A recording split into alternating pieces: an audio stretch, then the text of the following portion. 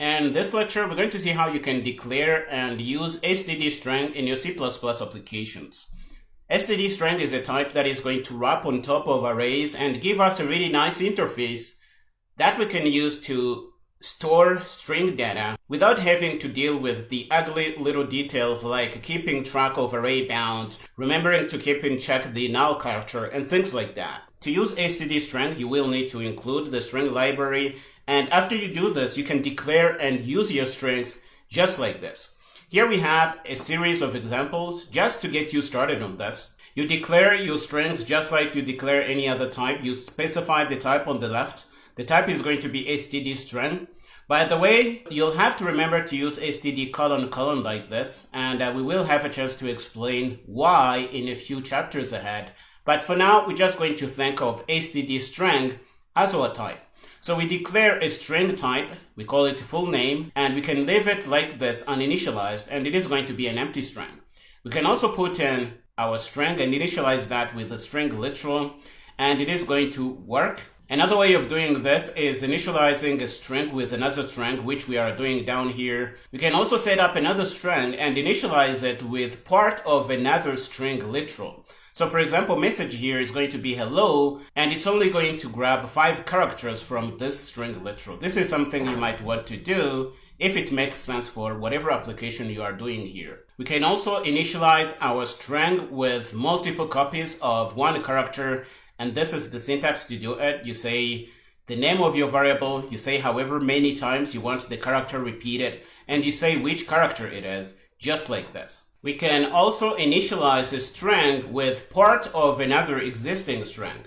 So for example, here we have saying hello, and it is initialized with part of what we have in greeting here. So we're going to start at index 6, which is going to be 0, 1, 2, 3, 4, 5, 6 on the W here, and we're going to grab 5 characters. So 1, 2, 3, 4, 5, and that's what we're going to use to initialize this saying hello here. And if we print it out, we're going to see that this is going to be exactly the case. So hopefully you can see that it is easier. You don't have to use pointers. You don't have to use arrays. And the best part is stdstring can grow automatically if you happen to store in more characters than you initialized it with in the first place. And that's pretty cool. So now we're going to head over to Visual Studio Code and play with us so that you can see for yourself. Okay, here we are in our working folder. The current project is declaring and using stdstring, which is what we are doing here. We're going to grab our template files pretty quick, and we're going to go in and store in the files, and we're going to open the folder, and we're going to include the string library. Let's do that. Okay, this is how we do it. And now that we have it included in our project, we can start declaring and using stdstring types in our C++ program. We are going to go down and put in the code to play with this a little bit. So you can declare an empty string like this, and it's not going to have anything inside. You can declare a string and put in a string literal like we are doing here.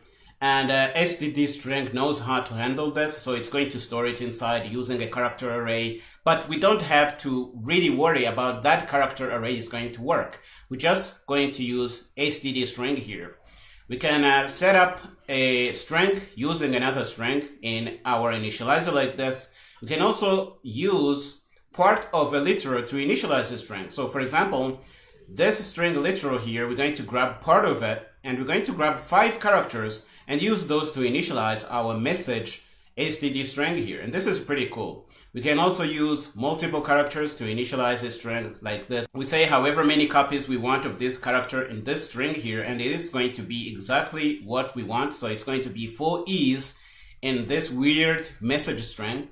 And we can initialize a string with part of another string. And this is really cool, and it may come in handy in many applications. So for example, here saying hello is going to contain world here, and we are saying that this is what we want by saying we want to start at index 6 in this string here. So if we go 0, 1, 2, 3, 4, 5, 6, this is going to be our character at index 6. And from this index, we're going to grab 5 characters. So we're going to count 1, 2, 3, 4, 5, and that's going to be what's stored in this string here. And if you don't believe me, we can print all these things out, and they are going to be exactly what we expect. And by this, you can even see that we can print std strings using stdcout very conveniently like this. And this is very cool. Okay, so we can try and build this with GCC. The build is going to go through, so we're going to bring up a terminal so that we can run this. And we're going to clear. And let's see what we see when we run rooster here. So we're going to print the full name. The full name is empty.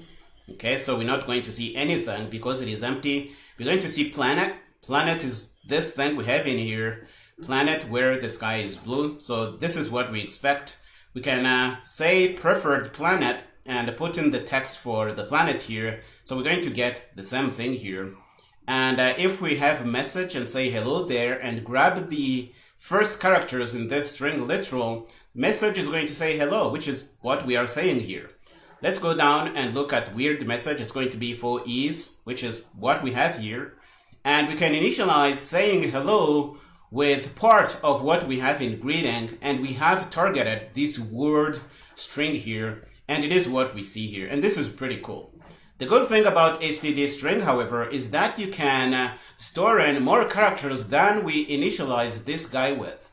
So for example, here we have this message here, but we can say planet. Let's go down here and say it. We're going to change stdstring at runtime. So we're going to say planet, and we're going to assign something to it. We're going to put in whatever was in there first, and we're going to paste that in multiple times. Let's do 3 times. I think that's going to be enough. Or we can even bring this back so that we see the entire thing here. Doesn't really matter. All we want is for this thing to be larger than it was initially declared in planet here. So we're going to remove these quotes because they are making things ugly for us. And now it's going to be a valid string. Let's wait for Visual Studio Code to realize that. And it's going to remove these squiggly lines. Now we are good. stdstring is automatically going to take care of the logic to make this string grow. We don't have to worry about that.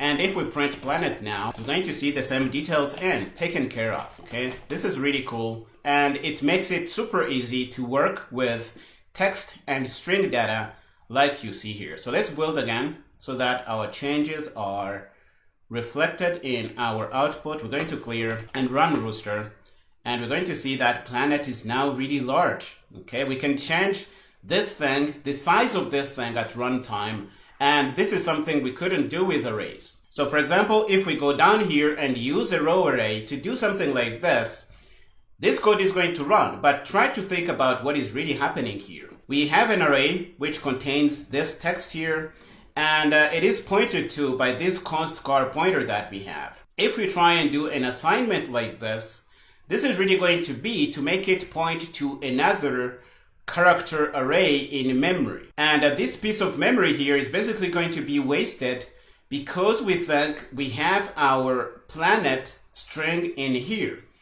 This is not the case with stdstring, because stdstring, when we do something like this, the initial memory that was allocated to store planet here is going to be returned to the operating system. And a new memory is going to be allocated to contain this new thing. So the waste we're doing here by just leaving this in memory and not using it is not being done here. So if we try to print, we're going to get the same output, but inside in how our memory is managed, stdstring is better in that the memory that was used to initialize this guy is not wasted out. Here with array, what we really are doing is just make this planet pointer point to another string and leaving this to be wasted in memory. This is what we are doing here. And we can avoid that with stdstring. This is really all we set out to do in this lecture, showing you how you can declare and initialize and use stdstrings in your programs. We are going to stop here in this lecture. In the next one, we're going to see how easy it is to concatenate std strings. Go ahead and finish up here and meet me there.